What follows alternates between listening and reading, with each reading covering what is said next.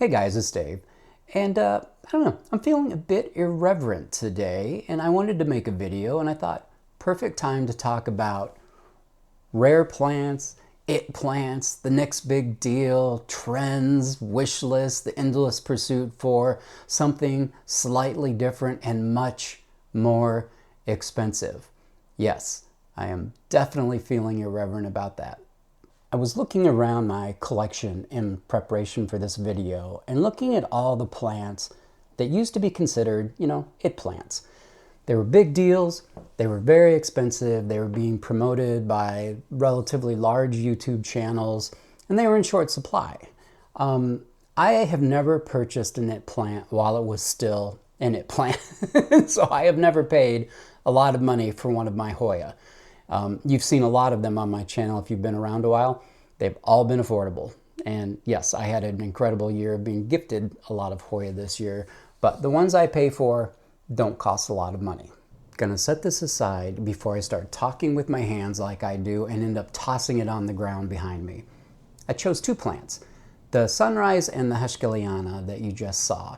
The Sunrise you've seen a bunch, it was in my last video, but there is a story behind that plant that perfectly illustrates my point, the point I'm kind of leading up to here. So if you've seen some videos, you know that I have a philosophy of if it's an opinion worth stating, it is worth overstating. And I don't qualify them and I don't explain myself other than to occasionally say, for me. That's as far as I take it. But today I want to be a little bit more sensitive, at least in this portion of it, because I see that Kaylee Ellen closed her store and Pretty and Green closed their store. I'm sure tons of Etsy people who are making good money on the less common plants aren't doing it anymore, etc. and so on. I'm not dancing on anyone's grave when I talk about the smoke and mirrors around rare plants. So I just wanted to put that in there. That did get my attention though, when I saw that Kaylee Ellen closed her shop recently. And I was recommended a YouTube channel that I had never heard of before. And I watched a few seconds of it. And it was someone puffing themselves up that they grow rare Hoya. And so they're very difficult and finicky. Oh, get off of it. Stop it. Just stop it with that. Y'all know I have no patience for that kind of nonsense. You're doing nothing special if you're growing Hoya well. Nothing. You've just had a little bit of practice. And we can all practice and get good at this.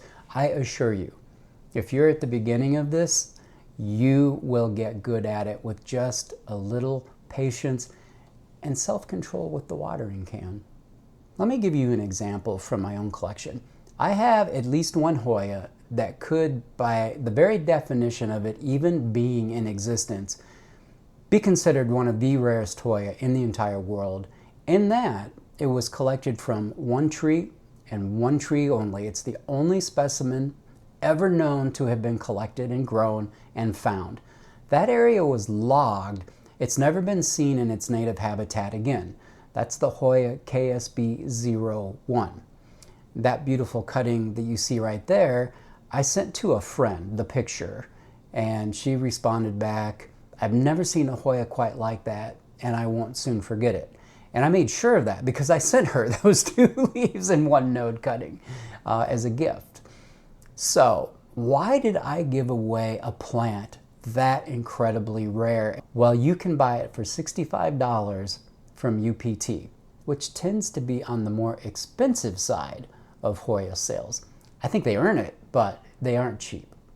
The term rare plant is thrown around so willy-nilly that it no longer has any meaning at all. You will never, for a variety of reasons, but you will never see me standing in front of a Lowe's, Home Depot, Menards, Walmart to take you rare plant shopping with me.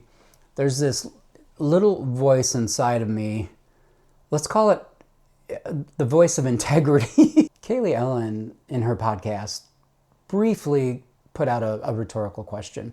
Are there even rare plants?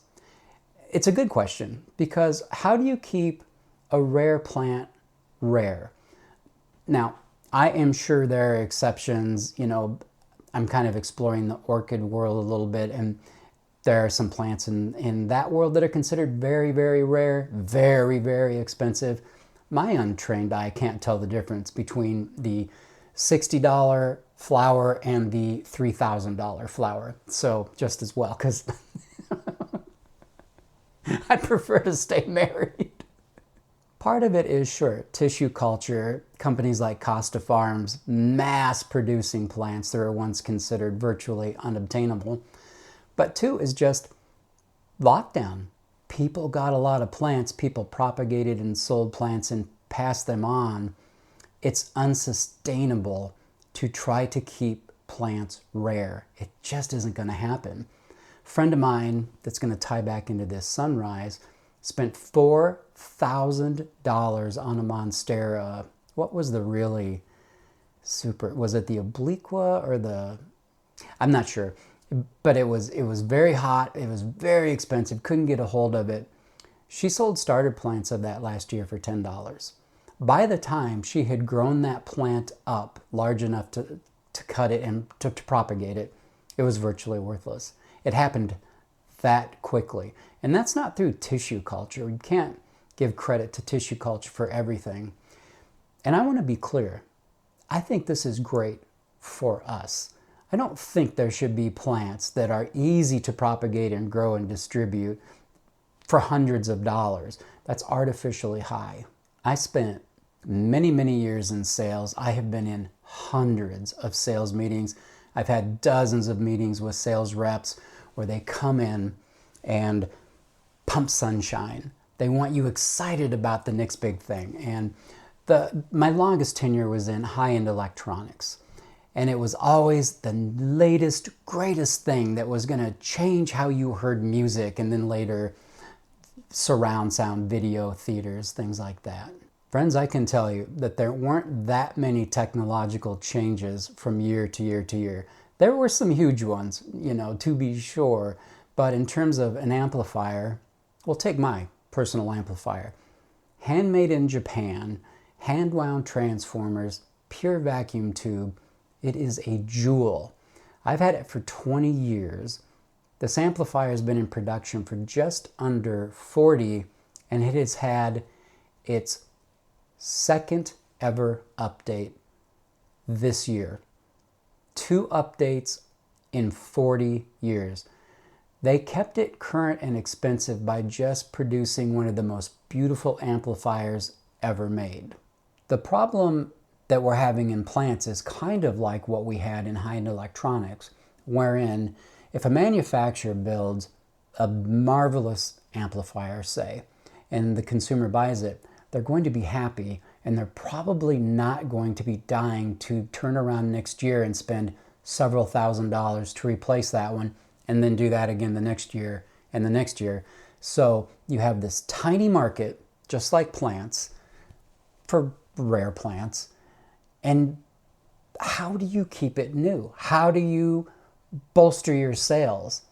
By creating new forms of variegation that don't happen in nature. You very rarely see the variegation we see in plants for sale in the wild. I prefer green plants for that very reason. Yes, there are plenty of beautiful variegated plants. That is the fundamental flaw as a business plan of rare plants.